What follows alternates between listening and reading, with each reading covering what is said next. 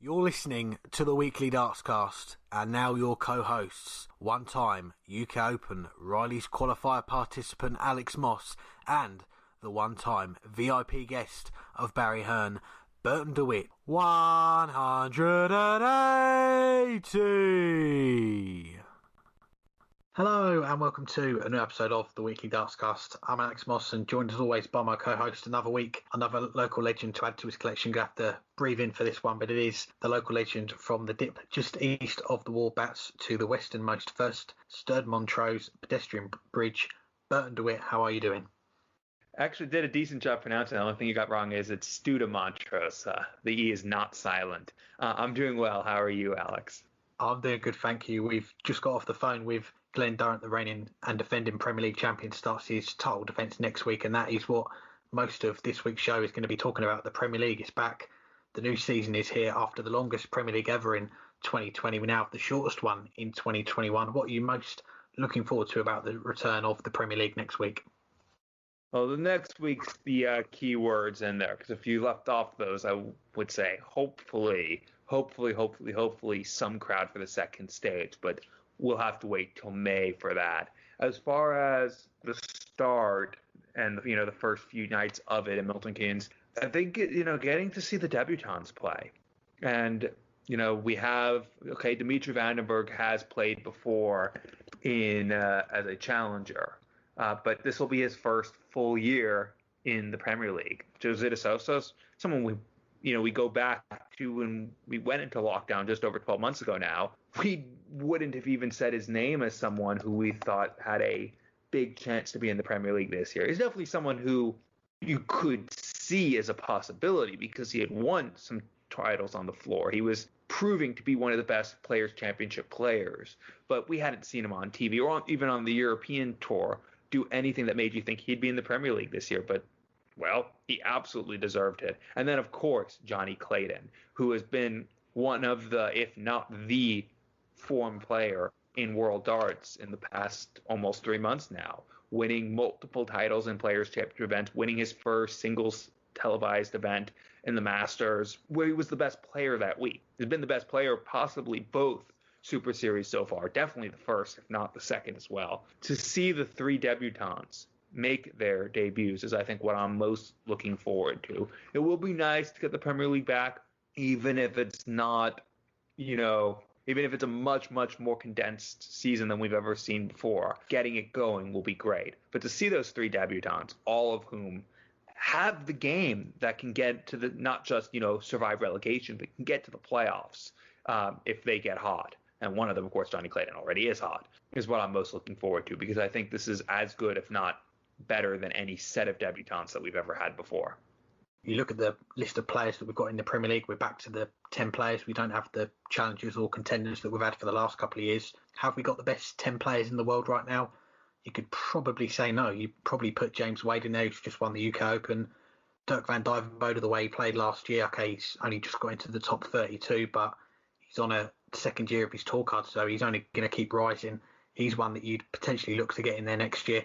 Christoph Ratajski as well, just in how well he's played at the UK Open. It seems like he's now starting to take that game that we've seen so many times in the Players' Championship events on the European Tour onto the big PDC events now. And then you've got a few players in that field that maybe aren't in the best of form, and we're talking the likes of Glen Durrant, who, with the title sponsors Unibet, he is the favourite to be eliminated, not just talking about him getting in the playoffs and trying to defend the title. They're going with him to be eliminated. So it just goes to show you that the players that have dipped in form over the last few months or so, it's going to be an intriguing Premier League. I think it's going to be one of those where we think back to last year's Premier League. There was a lot of excitement going into it. We had the big crowds to kick things off at Aberdeen, the new big venue. This time round, of course, we're back in Milton Keynes behind closed doors. And that's where we're going to be for the duration. It's just a case now of whether when we get to that final week, when you've got the final 4 nights and then the finals night the following night, if we're going to get some sort of crowd in there. As much as we've enjoyed watching the darts from home the last 12 months on TV, the players have done a great job in providing that entertainment. I think we're kind of looking at this event as maybe the event where we start to see fans come back towards the end of it. But if it's anything like last year, it was an unpredictable Premier League. Glen Durant finishing top of the table, then winning the title. Not many people saw that coming.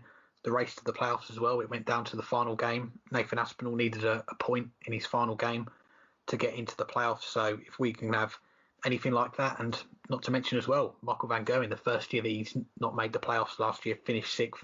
He's going to be someone coming into this Premier League with, I guess, a point to prove, really, to prove that he is the top player in darts. And the way to do that is to finish top of this Premier League and win the whole thing. You mentioned Michael Van Gerwen last year. The first year he didn't make it to the playoffs. First year he didn't even top the table in the league stage, less than a week till it starts, even though he didn't even make the playoffs last year, and neither did Gerwin Price. They're the joint favorites at 5-2 to win the title.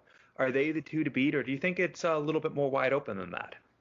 I think it is a little bit more wide open, and there's a council plasterer, that name that you've got to put in the conversation straight away, and we've spoke about him quite a lot on the show this year, and that is Johnny Clayton. We've had 10 events this year in the PDC season so far. He's won 3 of them, including the Masters. He's got to 2 other finals as well. He's playing arguably the best darts out of the 10 players in this Premier League at the moment, based on what we've seen in 2021 so far since the World Championship finished. And we spoke about it after the Masters, the way that he played that weekend, came through so many close games. The game against James Wade, he's finishing, it was a record. Checkouts that he was doing against James Wade, who is one of the best finishers in the game. He, of course, beat Van Gerwen that weekend as well, beat Jose de Sousa, and then goes and beats Peter Wright and Mervyn King in the final to get in this Premier League. He's the one to watch out for, and we spoke about the odds last week that he was, I think, 10-1 with Unibet. That's now been slashed. I think last time I looked, it was 5-1. So a lot of people are starting to put their money behind Johnny Clayton. I think you've got to put his name in the conversation. Okay, we spoke about some of these players not being in the best of form, but you look over the last 12 months, there's been times during the year where they've shown their quality and why they deserve to be in this Premier League. You just look at the other 2 debutants, Jose, the way he won that Grand Slam, Dimitri, the way he won that World Match Play. They've proven behind closed doors as well that they are capable of beating the top players and playing at a top level. So I guess you've got to say, yes, Gerwin Price, the world number 1, Michael Van Gerwen, not the number 1, back to number 2 this week, but a player that's got so much success in the Premier League in the past. They are the 2 that you'd put up there, but Johnny Clayton as well, Peter Wright maybe as well, you might put him in that conversation after he's just won his first title of the year at the Super Series. Seems like he's getting back into some form, but I think you can make a case for a few of them there, and I think it is more wide open than it's been for a little while. Yeah, I mean, I think this is a question you can, yes, they are the 2 to beat, not just because of the 2 favorites, but because they're the 2 best players in the world. And okay, there's some that are close to them. Peter Wright has every right to argue that it should be the 3 best players in the world, and on form so far this year, Johnny Clayton can say, no, 4 best players in the world, or maybe it's the 1 best, and it's me, Johnny Clayton, not me being Burton DeWitt. But these are the top 2 ranked players in the world. They're the 2 players who won the most titles over the last year or so. 3 best if you throw Peter Wright into there. So yeah, they are the 2 to beat, but as you said, and as I think there's a very good argument to make, it is very wide open. Johnny Clayton is playing that well. That's why he's won 3 titles already. It's why, Peter Wright just won a title and played at or back near his best in the final event at the second Super Series to show that he is still there. And you have, Carrie Anderson just made a world final, though as I said on our last show, the show before, kind of backed into that world final, never got anywhere near his best, but at his best, he was the one player who could push Michael Van Gerwen when Michael Van Gerwen was at his best. And Michael Van Gerwen at his best was as good as Phil Taylor at his best. So, don't underestimate Carrie Anderson there. And that tells you just how wide open it is. And we haven't even talked about the defending champion. We haven't even talked about the defending runner-up, who both have been struggling a bit recently. We haven't talked about the other 2 debutants who only won major events on television last year. And we haven't talked about Rob Cross, who we did talk about a month ago. Yes, he's not where he was when he was the world champion, but there are signs that he's starting to get his game right. And he was a world number 2 and world champion and a 3-hit wonder when he was at his best. So he has every chance here. But, the weird thing is we're talking about who the world number 1 is. Of the 10 players in this field, there's 3 former champions, 3 former runner-ups, 3 debutants, and 1 guy who's never even made the playoffs, and that's the world number 1, Gerwin Price. That said, this first season was a disaster in the Premier League, and he'll admitted that he hated it, he wasn't ready for it.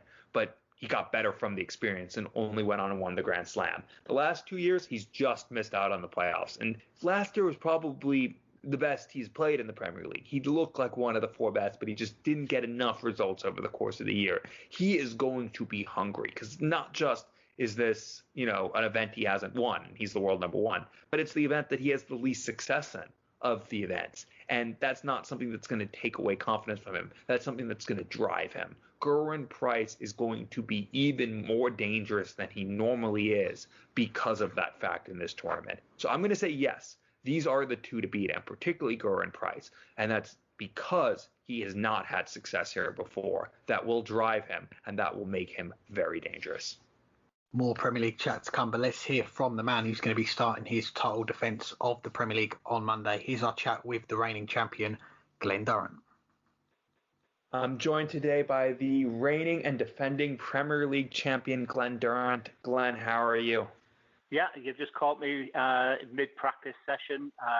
I'm really cutting down on the interviews this year, my choice. So, but I'll never say no to you guys. Well, we appreciate that, and thank you for joining us. We'll let you get back to your practice in a little while, but we have a few questions first. We're now less than a week away from the start of the new Premier League season, and you're first as the reigning and defending champion. How do you feel ahead of the first run of matches next week? Yeah, I'm quite happy. Someone said, who do you think you'll play first? And my gut feeling was a repeat of last year's final with Nathan, and that sort of come true. And it was quite funny at the last Pro Tour when Nathan said, what a game to start, as we're both out of form. And, it could be an interesting one. But, you've got to look at the positives. And if this can't inspire me, then nothing will. Well, we spoke to you not long after you won the Premier League last autumn, and shortly before, a matter of hours before you tested positive for COVID-19. Are you feeling any lingering effects from it now, or are you fully back to top health? No, there's lingering effects, but that's not, that's in connection with my loss of form. It's quite easy to say that COVID was the reason for the dip in form, but I've seen something in my game that was creeping into it, which I still haven't worked out just prior to the Premier League finals, maybe the second stint in Milton Keynes, and that's the bit I haven't really recovered from. But that was an incredible interview that you did with me that day, because I was feeling shocking and just lack of education and a bit of naivety. I thought when I won previous Lakesides, my body just shut down for a couple of weeks, all the intense pressure, the highs, the lows, and that's exactly what I thought was happening to my body after winning the Premier League. But, little did I know I'd end up in a German airport and get tested positive for COVID. Well, we're sorry that of course, happened. We thank you, of course, for speaking with us despite not feeling well. But you mentioned just there you had some dip in form that was already creeping into your game where you thought you were even before the COVID diagnosis. Can you tell us a little more about that? Not really. It's just it's a confidence thing when you go into the board, and at my peak, the only thing I'm interested in is the treble 20, and I did begin to notice I was creeping into a 5 with particularly my first dart. And me being quite heavy on social media at the time, you begin to notice what people are saying. And then I didn't realise I was creeping into the 5. And then suddenly you're getting up onto the hockey, and the first thing you're thinking of is, I wonder if I'm going to creep into the 5 here. And it's just that devil and the angel inside your head, which are just playing games with you. And it just felt like my throw wasn't the throw I had in the BDO. It wasn't a throw that had been so successful in the first 18 months of the PDC. And that sort of, confidence is just an unbelievable word in darts. Some dart players can throw underarm 180s, and then some days it's a difficult hit in a treble 20, a big 20. So, I, for the first time in my career, I suffered really big with a confidence crisis, and it's been tough to take. Oh, we'll get back to that in a second, but you mentioned social media and its impact on that. You followed in my footsteps by going off of Twitter. aside from not being able to tweet me asking if I'd like to go for a Parmo after a big win, were those comments why you decided to go off social media, or was it something else? No, it was more Mac Elkin. Mac just felt that I could read 100 things about me, and the one thing that was bad would be the thing that would linger in my mind. And I think, don't quote me on this, and if he's listening, if I'm wrong, I'm sorry. I think it was sort of similar to Kim Hybrids as well. We would sort of focus on the negative. And as much as I read, Glen will never make it in the PDC, I didn't see an awful lot of hate towards me. There was, look, my block list is huge, and that's probably half the reason why I don't see an awful lot. But it was, I was just something Mac had asked me to try, and when you're getting a screen time of 5 hours on your phone a day, you've got a bit of a problem then. That's 5 hours that could be more productive elsewhere, not only on the dartboard, but just mentally and physically you can be doing other things as well. And, I just stay well away. I'm still on Twitter. I still occasionally read it. I've really took a huge step away from Facebook, and, we'll only post on there very little. But again, it's something I've tried, but it's not like it's really improved my game since then. So there's been a list of 20 things I've been working on, and coming off social media was one of the main ones. Now, mentioned, of course, as well, the form. Despite some struggles, you still won a few matches at the World Championship, made it to the last 16 before losing out on a last leg decider to one of the form players last year, Dirk van Dijvenbode. One leg away from another World Championship quarterfinal, this time against, of course, Carrie Anderson. How hard of a defeat was that to take? Not as tough as you may have expected. I mean, I was 11 behind him on the averages. It was just a game that probably only I could win. In the PDC, that fighting, who comes from 11 behind in averages and wins it, who wins a Premier League with 87 averages and 92 averages, it's probably only me that could have won that game because the fighting qualities, the tenacity, etc.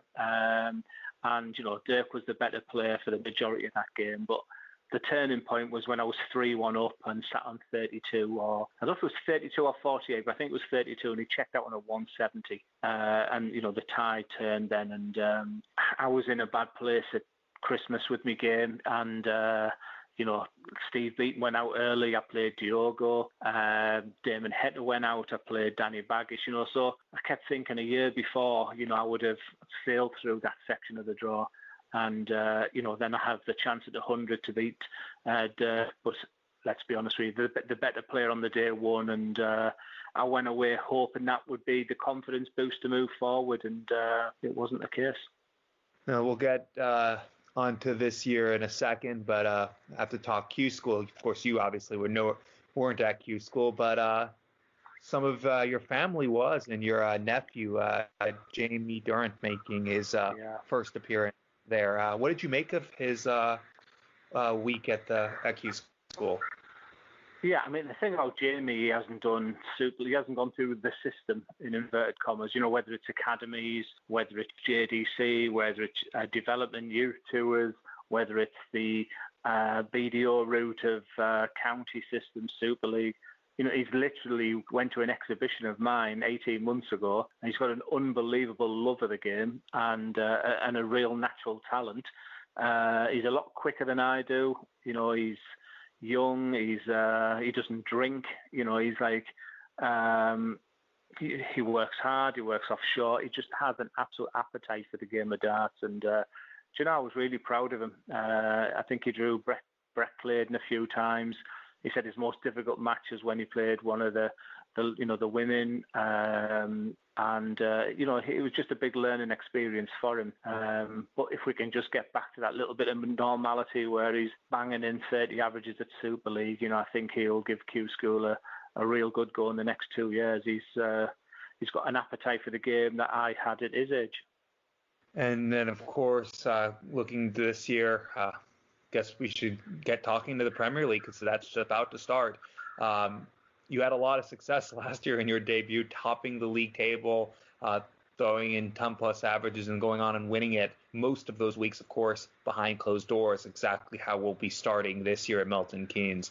Are you hopeful to draw on the success you had last year, especially behind closed doors? Well, I was top of the league 13 weeks of the 16, so I was top of the league, while we were playing in front of incredible crowds. That's one of the 20 things I'm ticking off. Am I one of the players who are really missing the adrenaline of a screaming crowd behind you? I don't know. They're the things I've been trying to work off. Is it my stance? Is it my mind? Is it whatever it is? So many things I'm working on. So, people keep saying, you won it behind closed doors, but I quickly defend the fact that I was top going into, when we last played in Liverpool. And then the first session at Milton Keynes was just terrific. I was playing unbelievable. And a rival manager, on August the 30th, I think it was, he messaged me after beating one of his players, and he said, "You are now the best player in the world." And, so how can I go from that high from August the 30th to, so down in the dumps as I was going to the Players' Championships in November and the Ali Pali in December? It's been a crazy ride since the Premier League. So, but look, if nothing else, it's the Premier League. It's something I've always dreamt of. I had a brilliant conversation with my old captain. He's let me. One of the inverted commas 20 things was really go back to basics. And even though lockdown's been on, they opened a club in Thormsby and let me go in, let me get on to my old hockey. It's called Dozzer's Den. It's got full of photos of me to see if that can inspire me. And he just said, "Glenn, I don't care if you never win another game in your life. You didn't start travelling until you were 41-year-old. He said, "You sat in this club on the games night and we watched Taylor versus Michael Van Gerwen. And we said, imagine playing on there one day," and joked about it. He said, "Not only have you played at the Premier League in front of huge crowds, you've won the Premier League." So he said, "Come on, get smiling again, get enjoying the game." And that's what I've really been focusing on since the Super Series. Well, hopefully some of that smiles come on the TV screen next week. Also looking ahead to the Premier League, two of your stablemates in Mac Elkin's group, Jose de Sausa and Dimitri Vandenberg, will also be making their, in Jose's case, Premier League debut, in Dimitri's case, full debut because he's been a challenger before. Both, like you, won a big title last year. How do you think they'll find being in the Premier League? Yeah, I think I created a monster with Jose. I sat with him at the European tour, and honestly, I've played darts a long time, and I practice with him, and he is unbelievable. And and you as a crowd, and the public are now seeing exactly what he's all about. And I told him to his face that he can beat anybody, and he just went on a huge run from there. He's given up an awful lot travelling. He can be in England for over a month, but he must have a heart rate of about 30 because just nothing phases him. He just brushes it off, just like no problem, easy. If I have to stay in England, no problem. He's just got a refreshing attitude that someone like me, who's very much a thinker, very much, gets his best from the adrenaline rush, a real up and down. He is just got a fantastic, refreshing attitude to the game of darts. And honestly, quote me on this, he's a sensational player with the best still to come. If you can count a little bit better. But again, that's all part of Jose, they're going for 40, 120 with three tops. He's fantastic. With Dimitri, I've been watching him since he was 15, 16-year-old. And his biggest asset right now is that something I'm trying to find. He looks, at his best, he looks so relaxed. You would think we're just practicing at home together. So he's clearly worked on his breathing. He's worked on how to get the best out of himself because he's not uptight. He doesn't over-celebrate. The match play just meant so much to him. And, Mac Elkin is just riding a fantastic storm at the moment in the sense that, how must he feel? He's brought Dimitri up since he was a teenager. He plucked Jose from really nowhere. He's been sat with me through Lakeside finals. He's rejuvenated James Wade. Jermaine wanted me to another one like Jose. You don't realise how good he is until you practice with him. Ted Everett, the most successful youth player. So it's a fantastic stable Mac is building up there, and it's just a crest of a wave for him, and I'm chuffed to pieces for Mac. And then just two more questions, and then we'll let you get back to practice. You mentioned one of the things on your list is hopefully getting back playing in front of crowds and getting that adrenaline. In the UK, the roadmap to easing of restrictions is now on course. As things stand, hopefully second stage of the Premier League will be with at least some crowd. But what are you most looking forward to, whether in darts or outside, about restrictions lifting? One word, it would be Blackpool. Honestly, if we could get a crowd there, to date, a Lakeside Finals special, the history, the tradition, the real home of dart of the Lakeside, until you experience playing Michael Van Gerwen at Blackpool and the whole crowd is singing your name. It's still, for me, the greatest moment in the PDC for me, just hearing that crowd. It is unbelievable. And the European Tour crowd's something I've not experienced. It's a noise that maybe only the Dutch Open gave me in the BDO. The crowd make the game.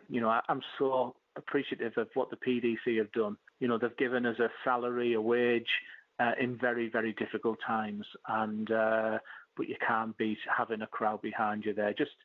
I'm looking forward to the day they're booing me when I'm going for a double. That's how much I've sort of missed them. They're a big part of what the PDC is all about, and the sooner they get back, the better.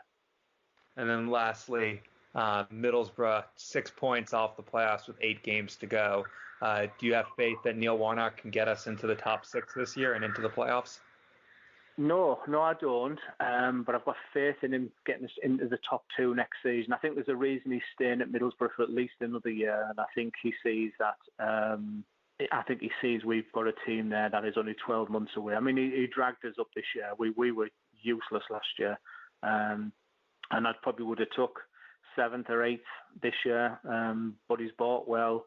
He's a real, he is a character, and he's, the team building he's done, he's different. And I think he's staying for a reason, and I think he's staying because he sees real potential in the squad, and I'm confident we can go up as automatic next season. Hopefully, both you and Middlesbrough Football Club will be in the Premier League 15 months now. Thank you. That would be nice. And thank you. Best of luck. Thanks again to Glen for joining us, and we'll get into one of our 2 questions of the week, and it is to do with the Premier League. Which of this year's full Premier League debutants will finish highest in the table? Who are you going for?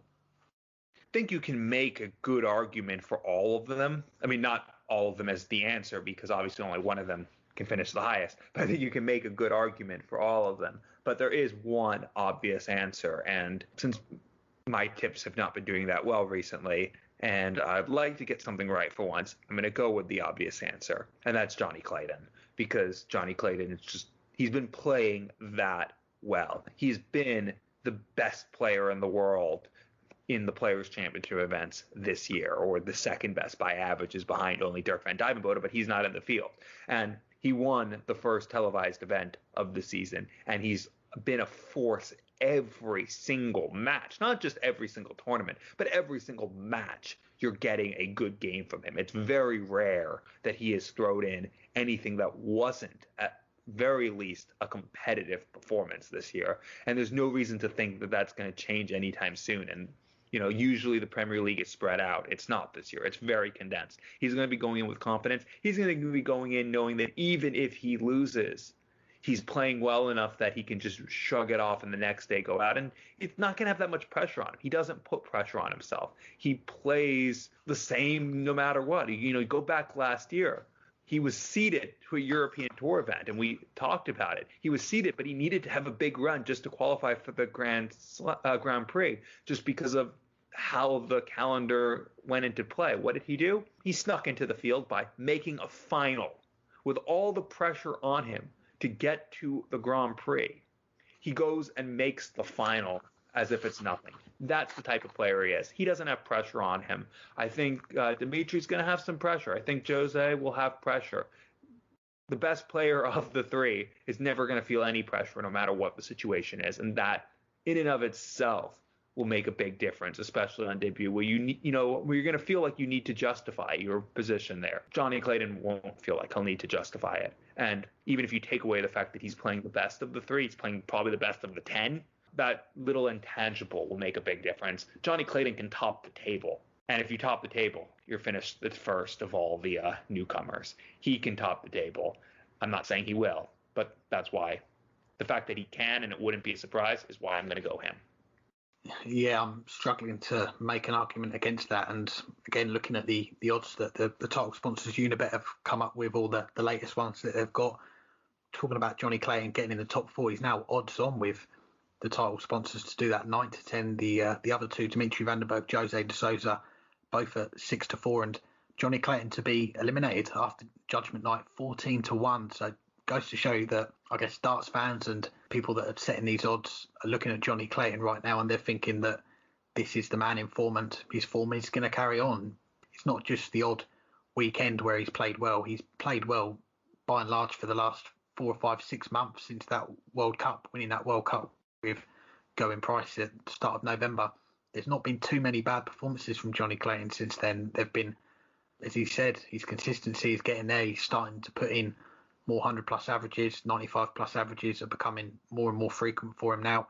The titles are coming as well, and winning breeds confidence. And you've got to say right now, Johnny Clayton, a lot of people saying he's the best player in the world right now. He's the best in this field right now. The most confident player as well. He hasn't got the thoughts of, I've had a bad Premier League before, I'm not playing well. He's been playing well for a long time now, and we spoke about Going Price in the last question that he struggled to get to grips with the Premier League, the big crowds, week in, week out. He didn't adjust to it as well as some other players. It's going to be a factor for this Premier League. You're not going to get the travelling that the players would usually do before the virus came about, where you're doing the Thursday and then you're playing other events at the weekend, then you're back in the Thursday, other events at the weekend. This is just going to be 4 blocks across April and May, 5 nights back to back, 4 nights back to back. If you get beyond that, then you do a couple more. So it's not going to take up a lot of the players' calendar like it usually would. And I think that's going to favour these players, that they're not going to have to juggle all that travelling that the Premier League usually comes with. So for me, again, I'm going with Johnny Clayton to finish above the other two at least. Aside from that, Dimitri Vandenberg and Jose de Sousa, I know you touted Jose up last week as someone that could do some damage in this Premier League, and I tend to agree with you as well. I think he's been maybe a little bit unfortunate that other results haven't gone his way since that Grand Slam, but we've seen he is capable of doing it. Dimitri, he said himself in interviews recently, his knee's not at 100% since he's had the operation on it, so got to factor in that. He has still been playing some good darts though over the last few months, not getting the results. He's thrown in some big averages and keeps losing. How's that going to affect him going into this Premier League? So we'll see. But yeah, I can't argue against Johnny Clayton for that one. Now we'll talk though at the other end of the table, seeing who we think might get eliminated on Judgment Night. According to the bookies, the defending champion Glen Durrant and Rob Cross, the former runner-up in this event and former world champion, are the favorites to be eliminated. Do you think it'll be those two to say goodbye on April 22nd? It's a difficult one. I think the bookies have got it right with it being those two, just based on the form that we've seen over 2021 and the months before that. And we've just heard recently on the show from Glen Durrant, and he's talked about how his form's dipped over the last few months, but he's coming into this Premier League as the defending champion. He's going to be introduced as that next week when the players come out, and for the next few weeks at least. So he's got to draw some confidence from that. And going back to this setting as well, back to Milton Keynes. I know they've had a few events there recently, but going back onto that stage with the Premier League and everything that comes with it, he's got to draw a lot of confidence and belief from that, of how well he played last year, because a lot of people have forgot just how well he did play during that league phase, not just the behind closed doors that finished it off, but the first 6 weeks he put in some top performances. He was top of the table and he thoroughly deserved to go all the way and win the title. But going into this, he is the favourite with the bookmakers, and I know he's come off social media, but he will of course see things like this and he'll want to use it as fuel, I guess, to fire him up going into these games and prove to the people that are doubting him that he's not going to finish bottom of the Premier League. So I think that could maybe work in his favour a little bit. Rob Cross, he's one that we've spoke about quite a lot. His form's not quite there at the moment. finished bottom of the Premier League last year. Daryl Gurney, the handicapper's nightmare, coming back and getting a few points to finish above him and carry on into that second phase. Again, he's someone that he's got a lot of money to defend this year. Can he use this Premier League? It's not going on your ranking, but if you can beat these top players, not get eliminated on that first phase, maybe have a push towards the playoffs, that could do his confidence the world going into the rest of the year, because he is someone that, you look at the field of players, he's probably one of the most in need of a big run in a big event in 2021. And okay, he'd probably prefer it to be a ranking event, so his ranking stays a bit higher, but there's not many bigger events in the Premier League these days. So I think they both have got a point to prove. The other couple of players I'll throw in there, though, Nathan Aspinall, he's not been in good form recently. He's 5-4. I think he's just underneath those two. Carrie Anderson I'll throw in as well, and you've spoke about him since the World Championship.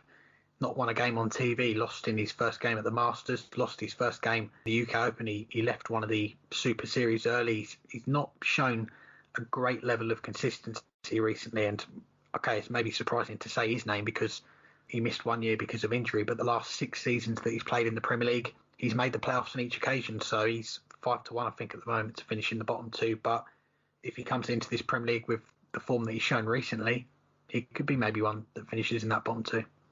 Yeah, I'll start with I'll go in that opposite direction. Who else could be there other than the two favorites? And I'll start with where you left off with Carrie Anderson.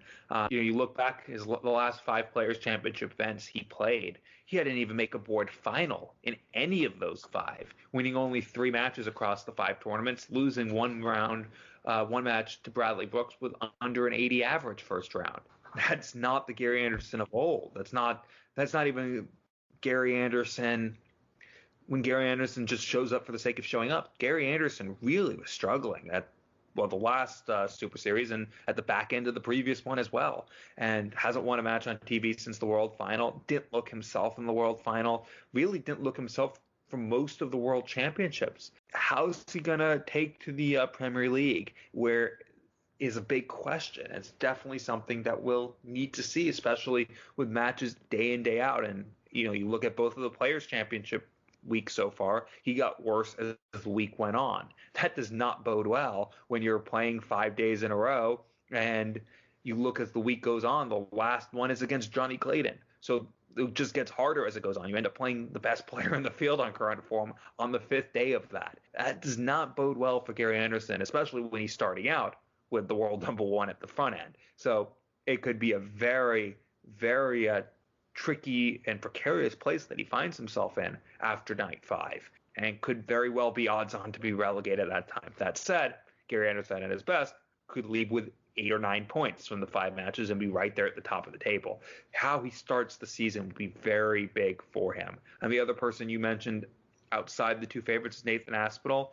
Nathan Aspinall has also been struggling like Glen Durrant. And, for all I said about Carrie Anderson struggling, he still is 24th in averages in the Players' Championship so far this year. So he's right there in the top quarter of players, fraction of a point ahead of Rob Cross. The person right ahead of him is Alan Suter. Talk about, someone who we've given a lot of appreciation minutes to. He's just behind Alan Suter, and the next person up is James Wade. So Carrie Anderson is struggling, and he's still 24th in the world in averages. So that does tell you how good he is, but it also tells you how deep this field is. Nathan Aspinall, he's 50th in averages. That said, he has been able to, he's James Waded it at times. He's found ways to win matches against players who were playing at the same level. He's been winning those matches, and that makes a big difference. He's made 2 semifinals, even while struggling.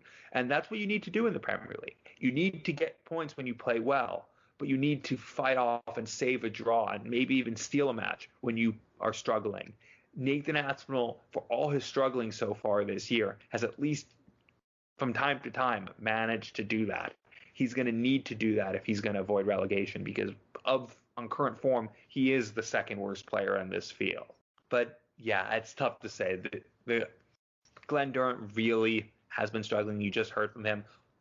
He's the defending champion. He topped the table last year. If he can get back to his best, he won't be relegated. But if he's playing like he has been, he will be. Rob Cross, I'm going to continue to defend him. I don't think he's been struggling as much as people have said he was. He absolutely was struggling for much of last year. But I talked about that a couple weeks ago on the show. He went through more than most people last year. Not just was he defending a couple titles. Okay, he wasn't defending the ranking money because that'll be this year, but he was defending 2 major titles. But he also had to deal with the fact that the management that he's had since he emerged as a professional player stepped away from the game. So we had to completely change his entire support group in darts in the middle of what was a big year for him. And he didn't cope with it well on the hockey. I think that was pretty clear from what we saw from him last year. But he's starting to get back now to where he needs to be. And I think with last year behind him, he's going to get back to where, if not the world number 2, to at least a player who's playing like a Premier League player, playing like a player who can win majors this year. I think he will avoid relegation. So I don't think Rob Cross should be favored to be relegated. I think you need to look at last year for what it was. And that was a very difficult year for everyone, but even more so with a support group around you stepping away. So I'm going to say, no, these will not be the 2 to say goodbye on Judgment Night. Glen Durrant, he might be, but there's a few other players who have every chance to go down as well. We're going to get into our picks for low 6 for the opening night of the Premier League on Monday, but first to some darts away from the PDC and the Premier League. Here's our chat with the founder of Modern Amateur Darts, and he is a tour card holder in the PDC as well, Steve Brown. I'm delighted to say I'm joined by the founder of Modern Amateur Darts, Steve Brown. Thanks again for the time. Steve, how are you doing? Very well, thanks. Alex, yourself? Doing well, thank you. Appreciate your time as always. And we'll start first away from Mad. We last had you on the show a year ago, just after you won back your PDC tour card at Q School. When we turned the page on 2020, how did you reflect on that first season back on the tour? Yeah, for me, I didn't really have much ambition when I first got my tour card back. I started well. And then just when, I was sort of playing carefree, if you like, and just enjoying it, I was getting some decent results. And then, so I got to like halfway through the season, and I was in the contention for the World Championships and Players Championships. And then things seemed to have sort of tightened up a little bit, And then, yes, obviously I didn't finish the season very well, and I missed out on those opportunities. But I suppose for me, in hindsight now, is the fact that John's got his tour card this year. I kind of wish that, perhaps I sort of prepared better if I could have done, or took it a bit more seriously last year. I just hope I haven't run out of time to keep my tour card this year. Definitely, yeah. You mentioned John there this year. You're not on your own. You've got your son, John, with you. What was Q School like this year, going as a parent to support John and the different format and restrictions? What were you allowed to do and what couldn't you do with all the restrictions that were going on? Well, just as I'm John's dad, I wasn't entitled to go and actually watch him play. I think that was just for managers only. So I was holed up in the hotel room for the week, which obviously wasn't very comfortable. But it was important for me to be there for John and to have that sort of support during the downtimes, really, when he wasn't playing. So that sort of worked for us in that sense. I mean, he went there with all intentions to get the tour card, but we both knew that it was, it is a lottery, and John won the lottery. Yeah, he certainly did. He gets his tour card via the Order of Merit, gets confirmed on that final day. What was that moment like, finding out that he'd done enough, and then I guess going back home to celebrate with the rest of the family? Yeah, as we left, John felt that he didn't do enough. I think he thought he was just going to miss out. I was still optimistic, but anyway, so probably about an hour into the journey, and we're sort of watching people fall. He still refused to believe he had a chance, and then it was confirmed. I can only describe the scene from Only Fools and Horses outside the auction rooms, and they find out they become millionaires. The car was bouncing up and down the motorway, but no, it was fantastic, and it's certainly a memory that I'll keep forever. Brilliant. And I know you often get asked, how do you juggle being a pro back on the tour now and with your work with the JDC and now Mad, but how have you found juggling your own playing career and then trying to give as much support to John as well when you're at the events? What's that been like? I'll be honest, it's been a struggle. It's well documented. I sort of perhaps concentrate a bit too much on John.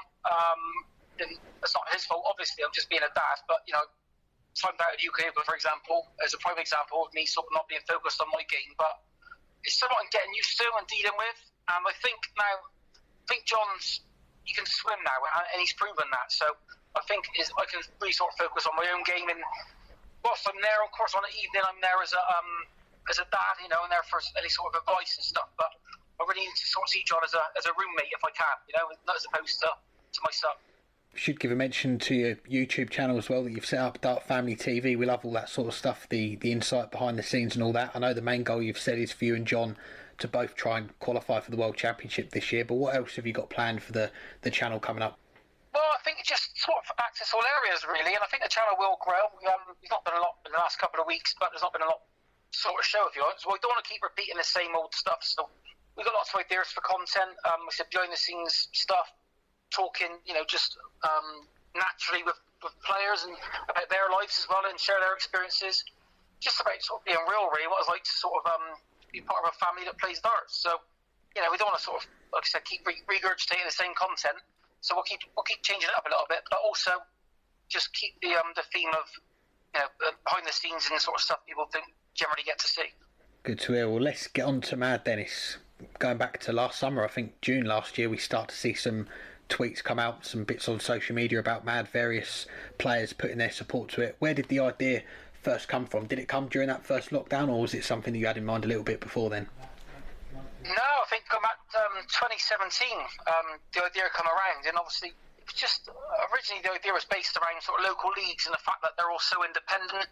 They're not really under a governing body as such, and sort of unless you're in the know, it's difficult for you to get picked up for a Super League team or sort of progress. So that's where I've seen Mad as in 2017.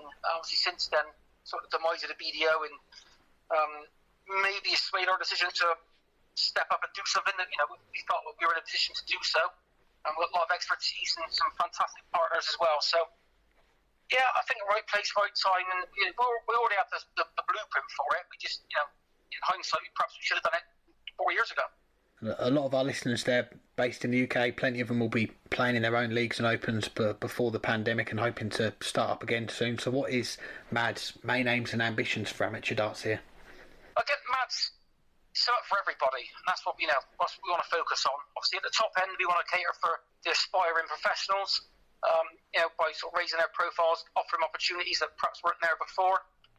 And also, at the bottom end, we want to sort of encourage people to pick up darts, to play darts at a local pub, just enjoy it really at the bottom end. But we've got, for me as well, what played a big part was the JDC players that, once they sort of graduate from the JDC, I wanted to be confident that I had a system they could play in and flourish and enjoy almost, because I think the only sort of options available, if I'm honest, were sort of a bit old hat.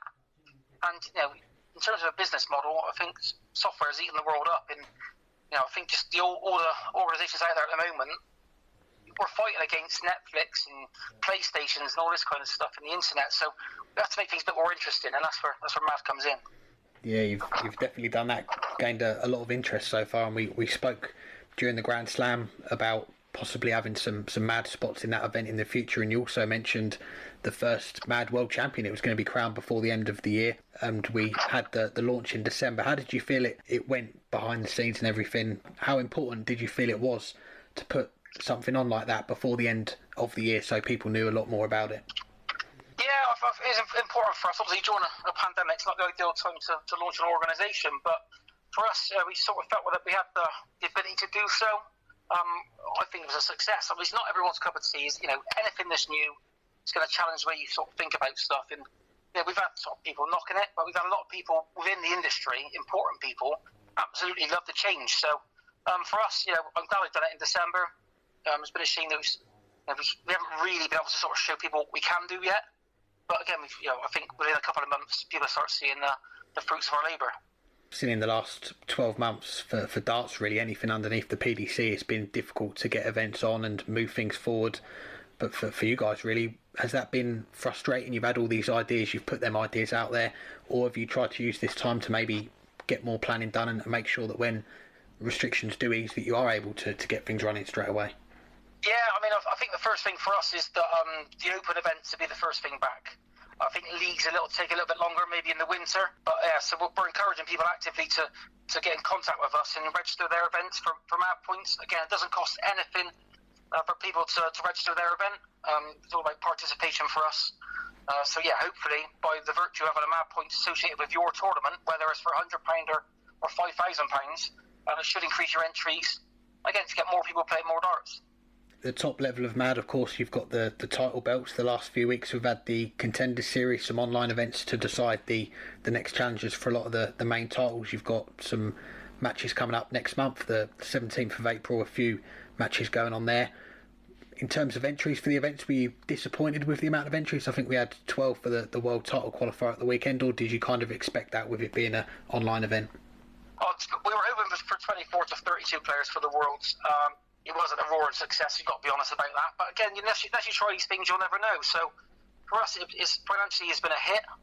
But, let's go back to the PDC when they started. I think they had 20 players in the first World Championships. They couldn't give tickets away. Look at them now. So everything starts somewhere. You've got to be prepared to take risks, or you never change anything. And, like I said, the online qualifying wasn't a success. We'll learn from it. We tried it. But we're not afraid of trying things, We're sort of, we're new. We don't have a big committee we've got to please, and we can sort of change things pretty quickly. So, we're a bit of a speedboat as compared to an old cruise ship.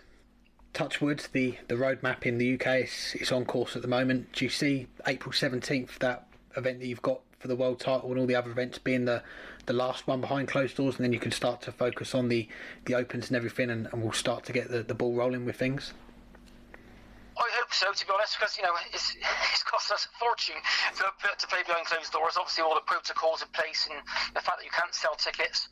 What really excites me about the title structure is the fact that when things open back up and we're back on the road, these title matches will be streamed, but they'll be also part of bigger events with exhibitions and professional players as part of them as well. So people haven't really seen, we've not been able to show people how beneficial the title structure will be to the amateur game. So as soon as it opens back up and we can make real big sort of events of these title matches, and again they'll be on the road sort of up and all around the UK. So that is what really excites me, and that's the vision we had in our mind when we got the title structure. And people have dipped our toe and done a few behind the scenes, but this will absolutely thrive on a live audience. We look forward to that. And away from the belts, we've got the Mad showpiece events that you announced during the launch as well. Do we have any early plans as far as possible dates or venues, or is it a case of getting the other things up and running first before you can look at that? Well, no, so we're hoping to announce a big weekend very soon, and pretty much everything sort of is based around that. So before I can confirm that, you'll have to say that at this moment in time I can't give you any information, but hopefully within the next week we can announce our big weekend, and all roads lead to that really. So keep watching space. Shall do. And one event that we do have in the calendar already, though, we've got an event coming up in Gibraltar, I think the 11th of June. We've got a 5,000 prize fund for that one, first international event for Mad. Talk to me a little bit about that one. Well, obviously, go back through the JDC. I've got a great relationship with Gibraltar and the government there as well. So we have this JDC virtual event earmarked for June. So we spoke with our colleagues over there, and they're happy for us to extend it and make it and have a Mad Open for the adults as well. Which I can't wait. Obviously, the sun will be shining. It'll be the first time for a long time that people can actually get out and sort of socialise and play darts. So for me, I think it's going to be a festival of a week of darts. Something for everybody. There's kids and adults can go. Obviously, the Mad Opens and twinned up with the soft tip as well, which is something that we're really keen to push. And again, watch this space on the emergence of soft tip. Well, last week we got announced that Mad and the UKDA are going to be working together. They've got their Magic Weekend. It's going to be tied up with Mad with the title shots that weekend as well. How pleased are you to have, I guess, another of the big amateur darts bodies in the UK side by side working together? Yeah, for me it's really important, and I've been a Super League player and a county player all my life pretty much. So for me to match up with them and this. There's such a great bunch of people and like-minded, and they genuinely want the best for darts. And the fact that they believe in Mad and what they've seen behind the scenes, what we want to create over the next 4 or 5 years. The fact that they're on board and give us their 100% backing, for me is an honour. And I guess the next question is, are we going to see something similar with the WDF? I know, Mad, you've got plans to branch further outside the UK to Ireland, Germany, the Netherlands. WDF, they're a global organisation. Has there been any dialogue between you two yet? There has. If I'm honest, I've probably reached out a couple of times now, and I've not really had much response back. So I don't think, for whatever reason, I don't think they want to play ball with us too much, which is fair enough. And we'll go out and just do our own thing. Fair enough. And lastly, before we let you go, for any of our listeners that are listening to this, what would you say to them to get them on board with MAD and sign up as a member? What are going to be the main things that they'll have to look forward to? Well, again, it's about engagement and being part of a bigger community. So typically at the moment, your league dart sort of stops there, whereas we're not going on to change anything at league level. So we can facilitate your league for you, your fixtures, automatic tables and stuff. But more than that, just by playing your local league and not going out of your way, you can qualify to play for your city, your super region, and be part of a national team. So from the bottom up, obviously at the very top, we've got our sort of showpiece events. And also for the belt system for the people that want to raise their profile and earn a living at being an amateur player. Yeah, it all sounds interesting, and I'm sure I speak for many when we say we can't wait for things to open up and all these events to get up and running again. So, Steve, we appreciate your time as always. Keep up the great work that you're doing, and wish you and John all the best on the tour for the rest of the year as well. All right, thanks, Alex. Thanks again to Steve for joining us, and let's get into some picks then. Yes, the Premier League picks are back. Got to give a shout out to our sponsor Low Six, who of course present this show. Our sponsor, they're doing some big contests next week, £1,000 prize pool on nights 1, 2 and 3. So Monday, Tuesday, Wednesday, maybe Thursday and Friday as well, who knows. But make sure you download the PDC Picks app to get involved in that. It is free to enter contests, 18 plus, UK residents only, T&Cs apply. Please gamble responsibly, begambleaware.org. And we're going to go through some of our picks. Night 1 on Monday night, we've got 5 games to get through. The first of those, it is a repeat of last year's final, Nathan Aspinall against Glen Durrant. And I shouldn't really be asking you who you're going to pick because we've had Glen on the show this week. Yeah, I guess I'm obligated to pick against him, although I don't know if that counts for Premier League because it's only been in the other tournaments that I've done that. Granted, it is tradition now. So sorry, Glenn, I'm not allowed to pick you because you were on the show this week. If we had Nathan, I could go for a draw. I guess I could go for a draw anyway, but I'm not going to. I'll go Nathan to edge it 7 legs to 5, with both players outperforming their seasonal performances to date, which probably means they'll take a little bit of confidence out of the result. But have to go against our guests. It is tradition, 7-5 to the Asp. I'm with you that it's going to go the full 12 legs in the first game of the Premier League. But I'm not going to back our guests like I usually do. I always back our guests to get the win. Thank them for coming on. But I'll go in the middle. I'll go for a draw. Both players, as you say, coming into this Premier League season, not in the best of form. Both will want to get 2 points, but I think they're both going to have to settle for a point each. I'm going 6-6 for the first game. Second game of the night, it's the former world champion Rob Cross against the reigning Grand Slam champion, making his Premier League debut, Jose de Sausa. How do you see this one?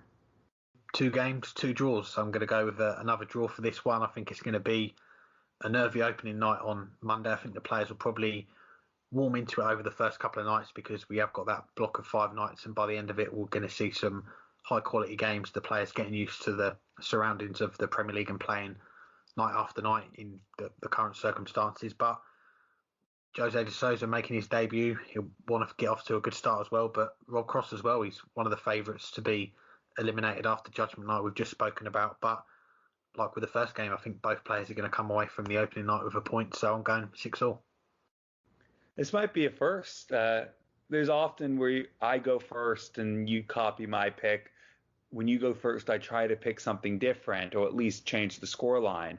But I can't really do that here because I also had this one down for a draw. And I'm not going to change that.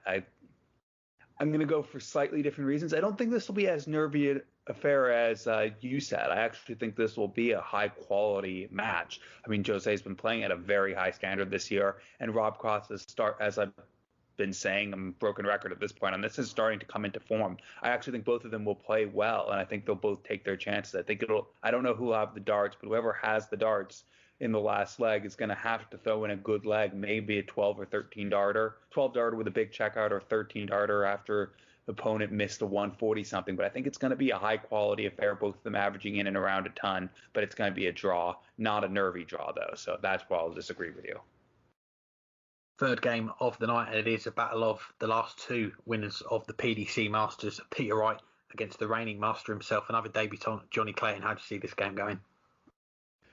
Even though I did say on this show, although being that we recorded this out of order, I can't recall like I think I did say it earlier in this show, but if not, I'm saying it later in the show. Johnny Clayton can top the table. And I may even say he will top the table, but he's not going to win this match. I think Peter Wright will get the better of him on the night. I think Peter Wright, coming off of that win, Players Championship 8, is going to be sharp. I think he's got his game going, and I think he'll hit the ground running just that little bit quicker than Clayton will. I think Clayton will bounce back quickly. I think Clayton will have a very good 5 days, but it won't start on night 1. It will start with Peter Wright getting the points, and I'll go 7-4 to the world number 3. Well, I'm going to go in the other direction. I'm going to go with a win on his full Premier League debut for Johnny Clayton. I'm going to go 7-5 another game. I think it's going to go all the way to the 12 legs. These two have had some good battles on TV in front of the cameras the last few times they've met, the European Championship and more recently the Masters, which Johnny won to then go on and win the title. I think this could be the game of the night. I think both players are going to turn up and play well. We know how well Johnny's playing. We know Peter Wright's getting back into some form. He's probably changed his darts quite a few times since he won that title, but if he brings the right setup, I think he is going to give Johnny Clayton a good game. So I'm going all 12 legs, but I'm going to go with the Ferret 7-5. Wonder if you'll go for all 60 legs on the night. Well, fourth match, battle of the two people in the world final just a few months ago. Gerwyn Price, the world number 1 and world champion, against Carrie Anderson, the 2-time former world champion and the 2-time former Premier League champion. How do you see this one? Yeah, I'm not quite going to go the full 60 legs on this occasion. I think this is probably going to be the most one-sided out of the 5 games. We've spoken about Carrie Anderson on the show. I said he could maybe be a dark horse for elimination. Not that you want to be a dark horse for that reason, but if he hasn't improved his form since the last Super Series, then I think this could be a very one-sided game. And I'm actually going to go for a repeat of the scoreline from Ali Pali a few months ago. I'm going to go with Gerwyn Price to win 7-3.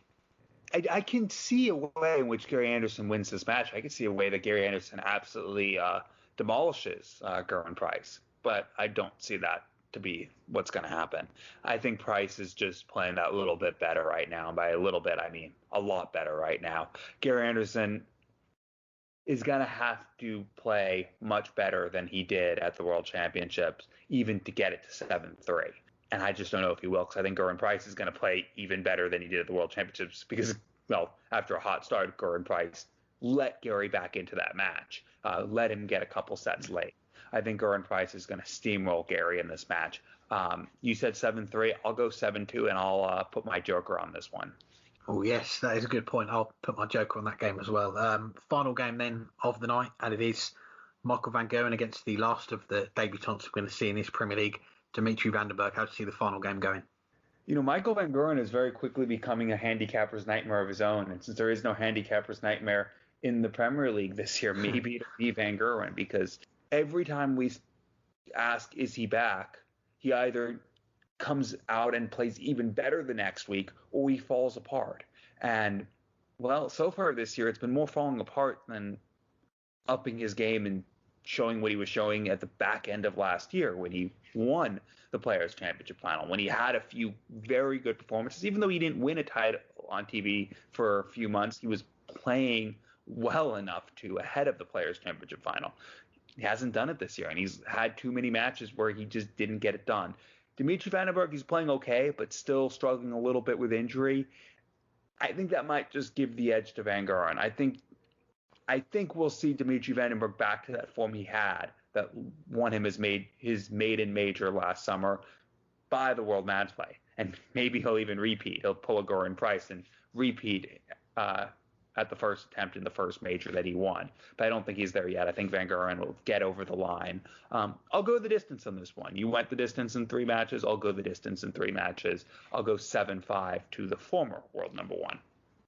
I'm going the same. I'm going to go with Michael van Gerwen on this one. It's probably not the game that Dimitri Vandenberg wanted to start his Premier League off, but I guess in some ways you get this one out of the way and then you focus on the rest of the games that you've got. And that's not to say that Dimitri can't beat Michael. Of course, he's beaten him in front of a record crowd, the World Series a couple of years ago, beat him on the way to get into the final of that event. So he's done it in the past, but on current form right now, okay, we know that Michael's not the dominant force that he was in darts. You look back to previous Premier Leagues when he's gone through the whole tournament and he's averaged a tournament average of 104, 105, 107. He's not doing that at the moment. I think last year's Premier League, although he finished 6th, still averaged 99 across the board, but it wasn't enough to get in the playoffs, 2 points off the playoffs. So he's a man on a mission. I think he wants to get back in the playoffs. I don't think he just wants to finish 4th. He wants to finish top and finish top by quite a way. And the best start to do that is get the 2 points to kick things off. So I'm going to go a little bit more one-sided to Van Gogh on this one. I'm going to go 7-4 to this one. And as I mentioned, if you guys want to get involved, download the PDC Picks app. 18 plus UK residents only. T&Cs apply. Please gamble responsibly. BeGambleAware.org, and plenty of big contests coming up with our friends at Low £6,000 prize pool. So get involved in that. Play along with your mates. Play along with us as well. If you think you can do better than us, we've just given you our picks, and I'm sure during the week we'll tweet our picks for the other nights as well, so you can see how you get on against us. But let's get into our final guest on this week's show, and he is a player who's not going to be in the Premier League this year. Maybe next year, we'll see. He is possibly the best player without a tour card right now. It is our chat with Chaz Barstow. I'm delighted to say I'm joined by one of the newest winners on the Modus League, Chaz Barstow. Thanks for the time, Chaz. How are you doing? No worries. Yeah, all good, Alex. Thank you. And let's start off with that win at the weekend, beating Robert Thornton in what proved to be the deciding game. How pleased were you to come out on top? Yeah, brilliant. Enjoyed the whole league. Really well run, and really happy to have won that one. These early months of 2021, you've really started to announce yourself to a bigger audience of darts fans. But where did it all start for you in darts? How did you discover it? About 14 or 15, started playing in local leagues with my dad, and went on from there to a few other leagues, and then to Super League, and obviously on to county. But yeah, I started quite young, really. Yeah. It was Johnny Stefano. He put us in touch with you, and he mentioned your record at county. What have been the highlights playing for Hampshire over the years? I remember playing Johnny's side. I think I had a 33 average, actually, my highest average at county. So I remember that one. Just being selected in general, and then going into the A side. Most of the people in my county side are good friends, so we had some good times. As far as PDC darts, 2018 you first went to Q School. What was the inspiration to give the PDC a go at that point? Kind of pushed by a few people. I was doing okay in local comps, and a few friends sort of said, "Why didn't you give it a go? You're definitely good enough." So went from there, really. Gave it a go that year. Off the back of that first Q School, we then see you on the Challenge Tour. You had some good runs in that first year, a last 16, a quarter final as well. How much did you learn from that first year playing on the Challenge Tour? Yeah, a lot, really. Yeah, it was. You soon realise that obviously when you step out your local area, there's some cracking players out there, and it's tough.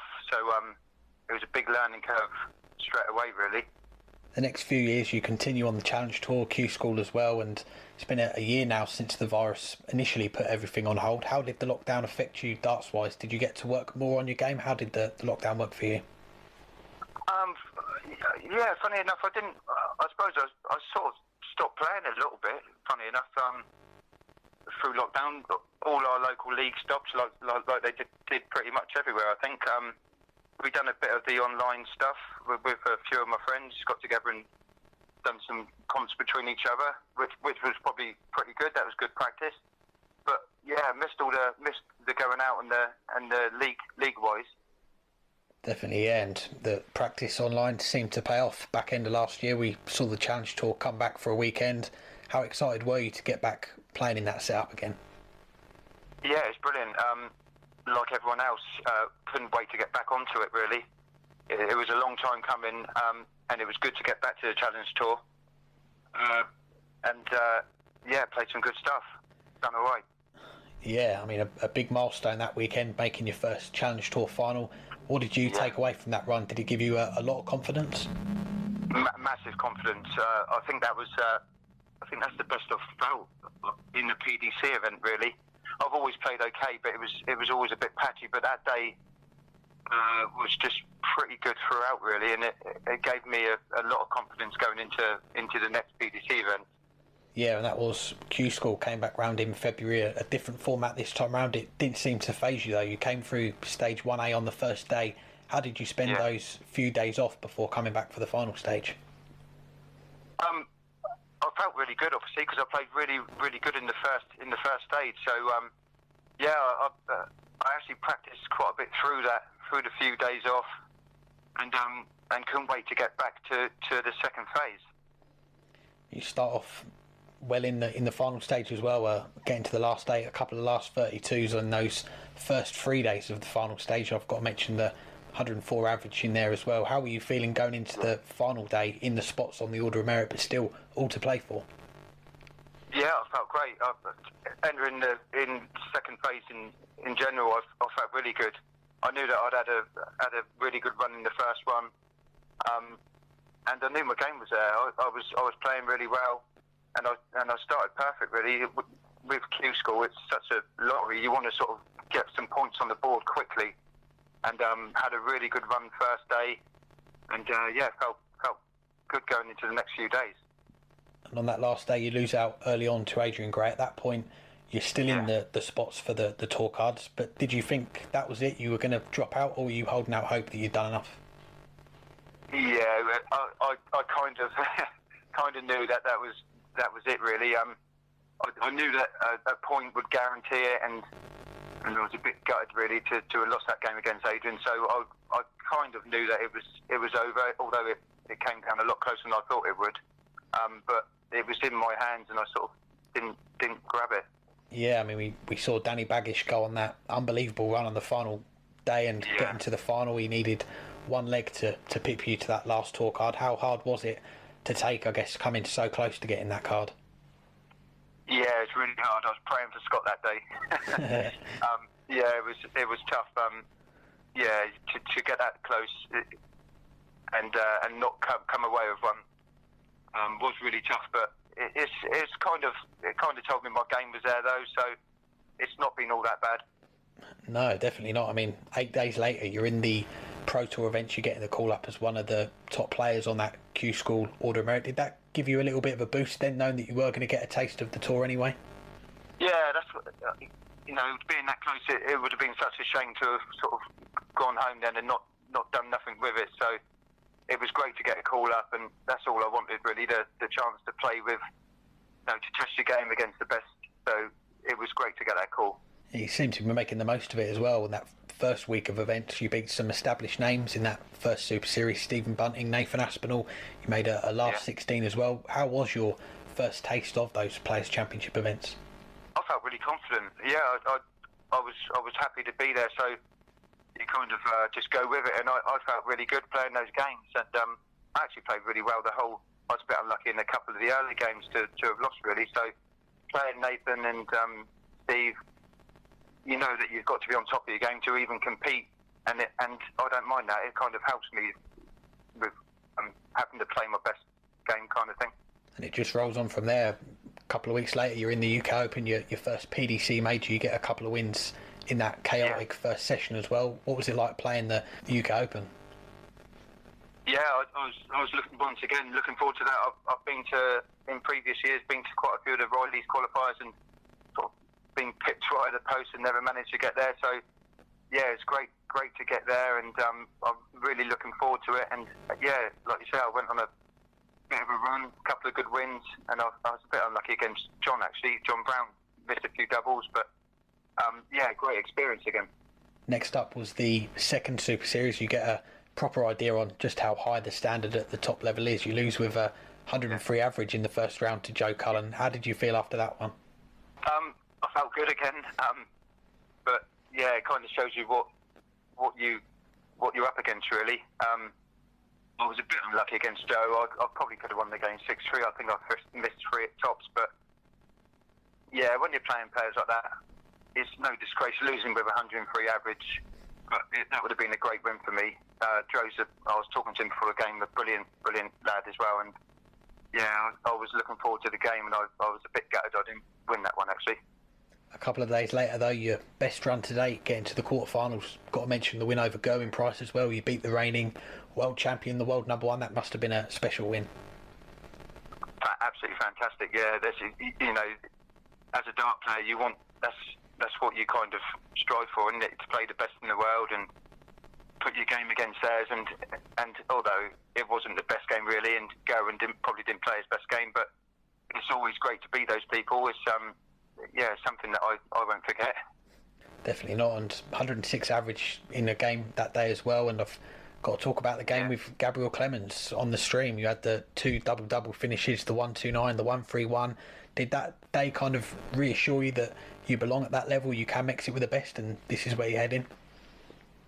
Yeah, well, I've played this way for a long time really, but I've never really proved it on the PDC with Challenge Tour and Q School. But I knew my game was there, and I knew that I know I can compete with those players. With me, it's a lot of sort of missed opportunities on the doubles more than anything. My scoring's usually okay, but funny enough, when I need a double out, I tend to do all right with them. So yeah, it was good it was a good game as well. It was good to have done those couple of shots. We've got a few tweets from our listeners before we let you go. The first of them from another player, Ashley Holgate. He says, absolute gent is Chaz and deserves everything he's getting out of the game right now. Oh yeah, I know Ash. Yeah, he's a great fella. Thank you very much. I appreciate it. To be fair, I've had so much support over the last sort of few months. It's been absolutely brilliant, and I've played darts with Ash for a while now, and yeah, it's great that you get comments like that. Got the important question here from Tom Gould, who says, ask him what his plans for a nickname are. I reckon Chaz the Double Hard Barstow has a good ring to it. Yeah, I've had a few ideas from friends and family, but I think there's been I think Paul Nicholson in the recent modesting box office and bums on seats. I don't know though. I'll have to have a think about that one. Good stuff. And Longester asks, what darts do you throw? It looks like the Red Ring Bristows. Yeah, that's all I've ever thrown.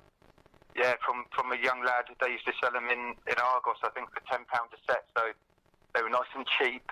And that's all I've ever thrown.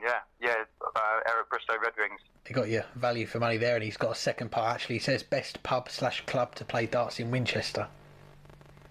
Oh, I'm going to have to stick with my local and say Winnell Club. Winnell Club, definitely. And last one comes from Toby Harris, who says aims for this year. The next Super Series planned in Germany end of next month. Have you heard you're going to be in it next? What have you got lined up? I haven't heard anything yet. It would be fantastic to be back in again. Not a lot really until things sort of open up again. I suppose I'm just waiting for, like say, Challenge Tour, but there's been no news on that yet. So just waiting for things to open up, and then local stuff, I suppose, local comps. Well, we look forward to that, Chaz. Keep up the great form that you've been showing over the last few months. It's been great to follow it, and wish you all the best for the rest of the year. Thank you very much, Alex. Cheers.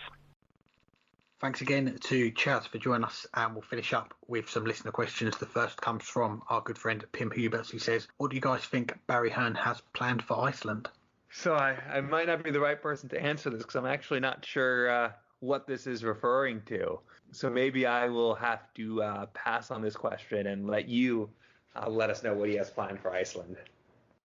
Yeah, I should have asked you before actually, but Barry Hearn a couple of days ago tweeted that there's some big news coming for Iceland soon. So what do you think that could be? Are we talking a Euro Tour, a World Series? What are you thinking the big news could be? Missed that tweet. That's one thing that you have to say is what Iceland Darts and the people who support Iceland Darts has done a great job of is promoting themselves and promoting their players and promoting from the grassroots level what they're doing. And one thing, when we've had Barry Hearn on here before, he's always said he's willing to work with a grassroots organization to make sure that the amateur side of the game is taken care of, and at least as long as that group is doing things right and is promoting the sport right and is running it right. And Iceland Darts does. This seems like the type of situation that Barry Hearn was referring to when he's been on this show and talking. He needs someone to run amateur darts, but he wants to support them to do that. What a better thing to do than to give them, whether it's a World Series event, whether it's a Euro Tour, something, because they have earned it. If anyone has earned it, it's Iceland darts. I'm not sure what it is. I'm curious to see what it is. And here you guys get to see me scramble on my feet to come up with an answer. I don't have one. But from what Barry Hearn has said when we've had him on this show, I think this is something to pay them back for what they have done at the grassroots level to help grow the game in Iceland and to help bring exposure to the game at the grassroots level.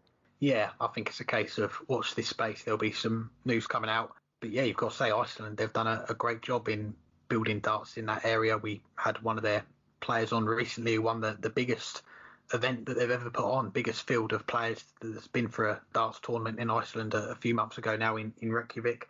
And that final was shown on national television in Iceland. And you've got to say, as far as grassroots darts, there's not many countries you can say where they've got a national final that's shown on TV. So they're doing a great job there.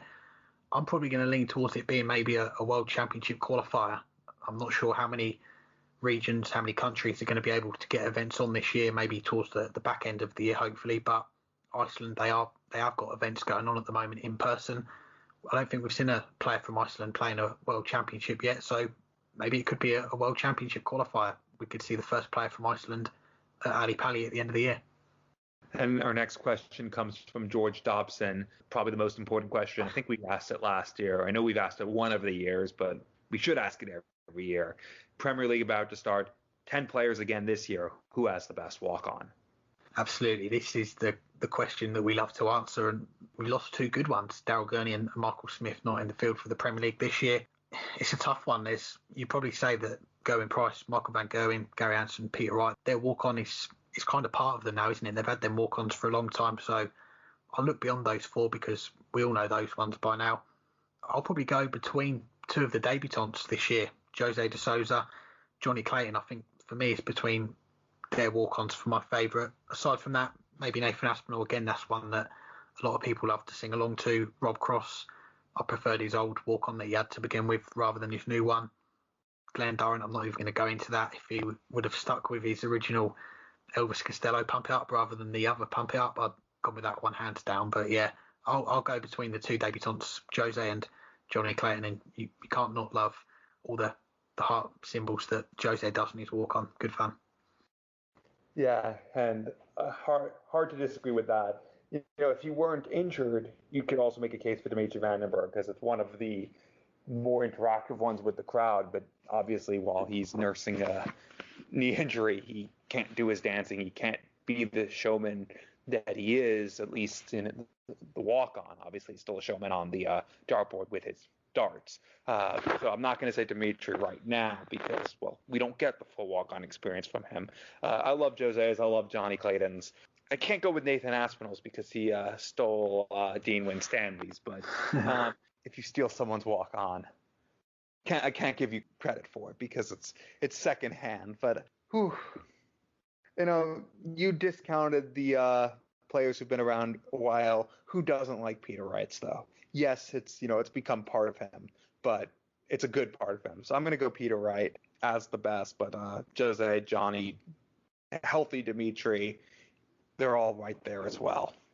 Anything else for this week? As always, got to say a big thank you to everyone for listening. Thanks for your support. Thanks to our guests for joining us. Thanks to our sponsor, Low Six, who present this show. We appreciate their support. And as we mentioned earlier, if you want to get involved in their contest, by all means do so. Not sure if we'll come back with a show next week, if we'll try and get one out over the weekend, because the Premier League's running Monday to Friday next week. So you'll have to quote you, hang tight for that one if we come back next week, or if we take a week off the following week to look back at it all, then look ahead to the Super Series. But we'll give a mention to our trivia question. It was quite a hard one, I thought. The three players that have won a PDC senior title 10 years in a row. Of course, Peter Wright became the third player to do it. And there were two others, Phil Taylor and Ronnie Baxter. And congratulations to Tom Parker, a winner again. He's won it a couple of weeks ago. He's the winner of our trivia question. Here's this week's trivia question, courtesy of the man behind Inside the WDF, Andrew Sinclair. 12 players boast unbeaten records on opening nights in the PDC Premier League of Darts. Can you name the 4 players whose unbeaten records cover more than one Premier League season? Thank you for Andrew for the question this week. As Alex said, we might be back next week. We might take the week off and then do a recap. We'll have to hang tight just to find out how long you have to hang tight for. Until then, thank you all for listening. Thanks to our guests, our sponsors, to everyone who makes the show what it is. Keep letting us know what you want us to discuss, anyone you want to get on, especially as we move through the Premier League, the abbreviated Premier League campaign, and move towards the third Super Series in just a few weeks. Hopefully we'll get a few of those players on. But for Alex Moss, I am Burton DeWitt. Thank you for listening. And as I said, hang tight until you don't have to hang tight anymore.